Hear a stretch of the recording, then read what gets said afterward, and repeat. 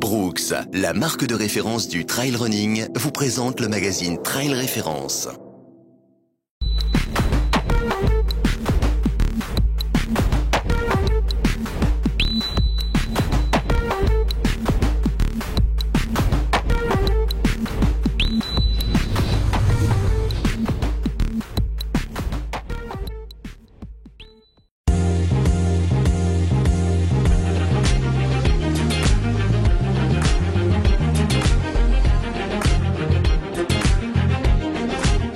Bonjour à toutes et à tous, je suis très heureux de vous accompagner dans cette nouvelle saison de votre magazine Trail Référence sur Montagne TV.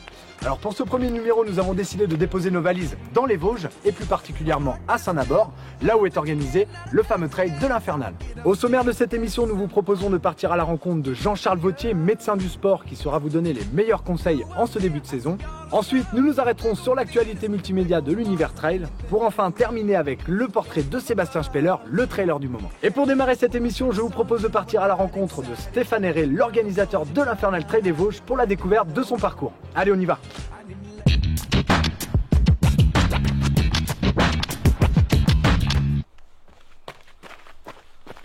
Bienvenue à tous ici à Saint-Nabord dans les Hauts-de-Vosges pour une rencontre particulière avec l'équipe organisatrice de l'Infernal Trail.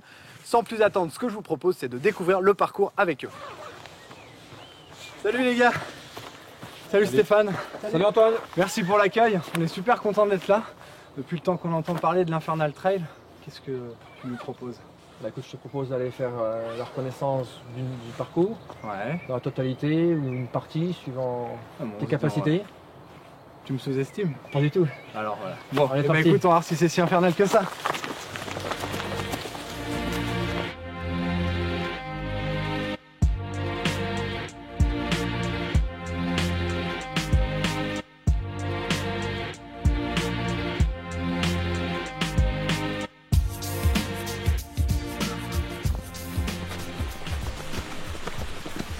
Ok, alors Stéphane, est-ce que tu peux nous donner 2-3 petites précisions sur le parcours? Je crois qu'on est à peu près à un tiers de l'ultra. Alors pour ça, on arrive au 50e kilomètre. D'accord, Donc on a fini la nuit, là on commence à voir le jour se lever. d'accord. On arrive dans la partie un petit peu technique, et puis on arrive dans une forêt un petit peu plus dense. Et on vient de passer le premier col à 1000 mètres, donc là on est sur la descente, on arrive à la cascade de la Pissoire. Ok, Donc sur la commune de Vanier. parfait. Bah, ce que je te propose, c'est qu'on aille un peu plus loin et puis qu'on... Et ben volontiers, on y va. Allez, c'est parti.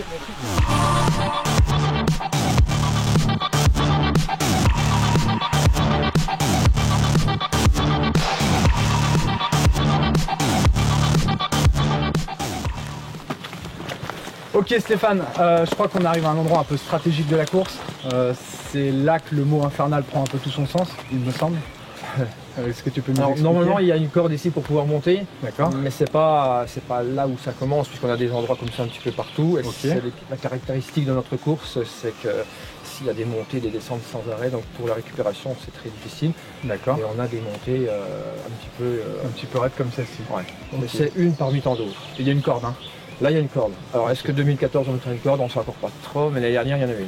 Donc on va faire le test sans corde. Eh ben, écoute, je te propose d'y aller. Ok, c'est parti. Allez, go!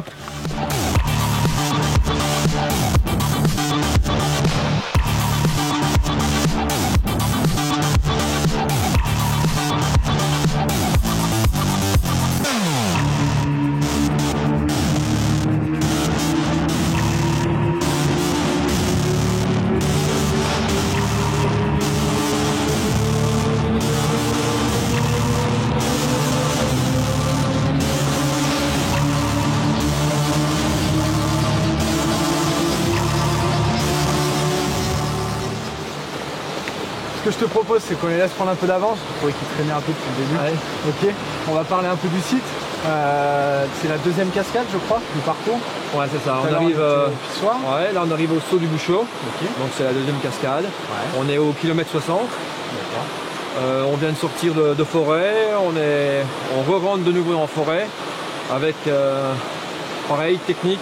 C'est des portions déjà qu'on avait sur les autres éditions. D'accord. Très technique, single trace. Ouais. Et on a essayé de trouver tous les single traces tout autour du parcours, puisqu'on a modifié beaucoup le départ et l'arrivée, en sachant que toutes les courses sont sur le même parcours. C'est-à-dire qu'entre la première édition, il y a 5 ans maintenant, parce qu'on attaque là sur la 6e, Oui. Et l'édition d'aujourd'hui, le parcours finalement est complètement différent. Oui, on a modifié au fur et à mesure des années. Et là, cette année, on a fait un gros travail de modification sur la totalité du départ et la totalité de l'arrivée, puisque sur notre 30 km, on est référencé, on est TNT. Ok, d'accord. Donc voilà. Parfait. Et les retours que tu as des coureurs, c'est quoi? C'est effectivement le côté technique, single trace, un peu en forêt, etc. C'est quelque chose qui plaît? Ou les gens préfèrent un peu le roulant sur les crêtes? Non, justement, on avait un petit peu de roulant les autres éditions, et là, on a supprimé quasiment tout le côté roulant. D'accord. Et ces côtés single trace, les concurrents apprécient beaucoup. Alors bien sûr, c'est technique, mais c'est cassant, et c'est la particularité aussi de Parce que finalement, on vient dans les Vosges, on se fait un peu avoir, quoi. Vous voyez, la première édition, sur la première édition du 160, on a eu 72% d'abandon, et des personnes qui avaient fait l'UTMB, qui avaient fait la diagonale, et qui n'ont pas été au bout. Et c'est vrai qu'à force, la relance sur notre trail est quand même assez usante. Parfait. Bon, ce que je te propose, c'est qu'on continue, on les rattrape finalement, parce que je crois qu'ils ont pris un peu d'avance. Pas de problème.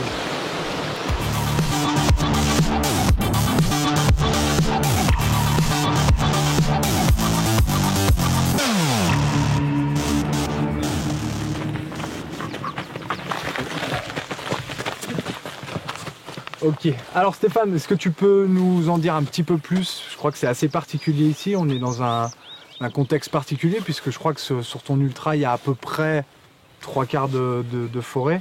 Mais là, pour le coup, on est sur les crêtes. Ouais, effectivement, là on est à peu près au 72e kilomètre. Ok. Donc on commence à voir la moitié de la course, puisqu'on va arriver au gros ravitaillement qui est une base de vie qui est au 80e kilomètre. Et là on est sur les crêtes. On a un peu plus de 1000 mètres d'altitude, et on va redescendre pour attaquer de l'autre côté, où on sera également un peu plus de 1000 mètres. Donc là c'est un peu les points culminants de la course. On sort de forêt, on va redescendre pour rentrer de nouveau dans la forêt, et toujours dans la forêt pour arriver au point culminant en fait. Ok. Et pour les coureurs, est-ce que tu peux nous donner un peu des éléments? Est-ce que la difficulté finalement elle est vraiment de courir en forêt, ou est-ce que la difficulté est justement d'avoir un point de vue assez large, ce qui forcément au niveau psychologique va pas forcément pouvoir... Là, arriver ici, c'est le côté un petit peu sympa, dans le sens qu'au niveau végétation, c'est un petit peu de la pelouse, donc très mou, les coureurs récupèrent à ce niveau-là. Et puis bon, après la descente arrive, et puis il faut relancer. Mais une fois de plus, comme je disais tout à l'heure, la particularité c'est monter, descendre sans arrêt, relancer, contrairement aux Alpes ou aux Pyrénées. Voilà, on épouse vraiment le vallon des Vosges. Ok. Tout à fait. Super, bon, on continue? On y va. Allez, c'est parti? On est reparti.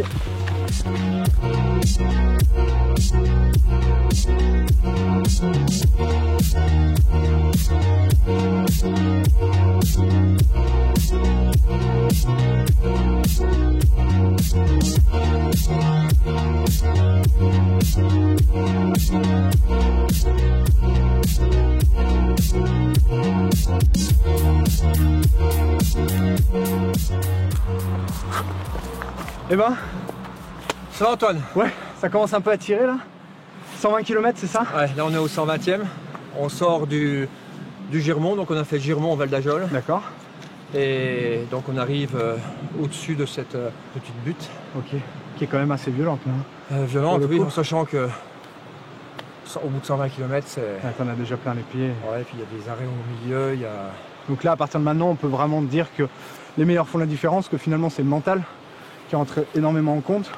Donc là, la grosse base de vie, le Girmont. Qui est la dernière. Qui est la dernière. Okay. Et ceux qui sont vraiment bien, encore un peu de fraîcheur, font la grosse différence, puisque là, c'est, on va dire, les 40 derniers kilomètres. Ouais. Et c'est le mental à fond. Ok. Bon. Donc c'est là où ça se joue, bien souvent, ça craque. Ça craque un peu avant. Ça craque pas, bien sûr. Ou ça craque pas, pour les meilleurs. En tout cas, nous, j'espère que ça craquera pas. Il en reste encore un petit peu. Je te propose, ce qu'on fait, c'est qu'on redescende. Je t'aurais bien proposé de redescendre par là, mais c'est un peu compliqué. Donc je pense que c'est par ici. Alors là, on va remonter un petit peu, et après on redescend pour attaquer de l'autre côté. On monte, on descend, Il y a des tons dans les Vosges qui dit après une descente, une montée, et après une montée, une descente. Donc là... Et bah c'est parfait.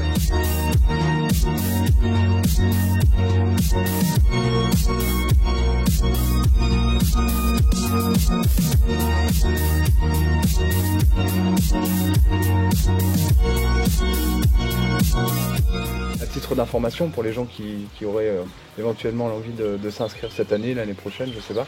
Est-ce que tu peux nous donner vraiment l'ensemble des parcours? En tout, nous avons plusieurs courses. Donc le 160 qui est notre course phare, on va dire. On a le 72 km. Ouais. Donc le 160 fait 7500 mètres de dénivelé. Le 72, 3000 mètres de dénivelé positif. Okay. Le 30 km, 1000 mètres de dénivelé positif. Cette année, il est référencé pour le TTN. D'accord. Nous avons également un 12 km.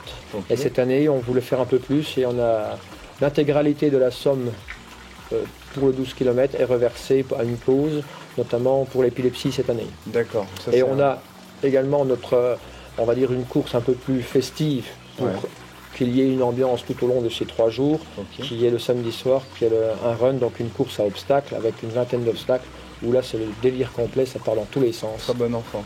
Oui. Et on a voulu également mettre pour les enfants la même course, avec 1 euro symbolique pour les enfants. Pareil, en obstacle. En obstacle également. Donc bout, etc. Enfin, voilà, c'est vraiment le délire. Je pense que ça va donner un peu envie aux téléspectateurs éventuellement de s'intéresser un peu plus à l'Infernal.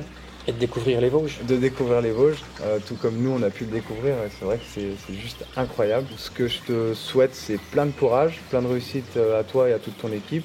Gardez bien cet état d'esprit familial, convivial, parce que c'est ce qui fait un petit peu, ce qui donne un petit peu la touche authentique de l'Infernal.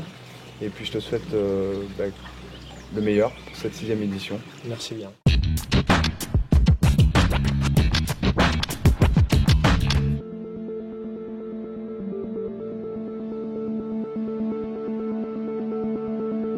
Nous sommes ici à Gérardmer pour la rencontre avec Jean-Charles Vautier, trailer local et médecin du sport.